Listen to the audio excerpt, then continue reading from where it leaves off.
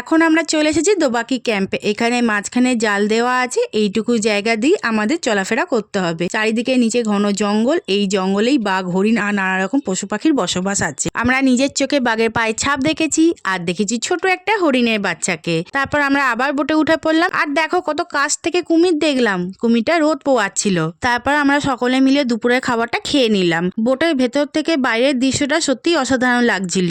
এখন আমরা পঞ্চমুখী নদীর উপর দিয়ে যাচ্ছি, যেখানে একসাথে মিলেছে 5টা নদী। ওখানকার লোকের কাছ থেকে জানতে পেরেছি মাতলা নদী, বিদ্যাধরী, ঠাকুরান, গোসাবা আর সপ্তমুখী নদী এই নদীতে মিশে গেছে। এই জন্য এই নদীর নাম পঞ্চমুখী নদী। আমাদের বোট ফিরে আসার পথে রওনা দিয়ে দিয়েছে।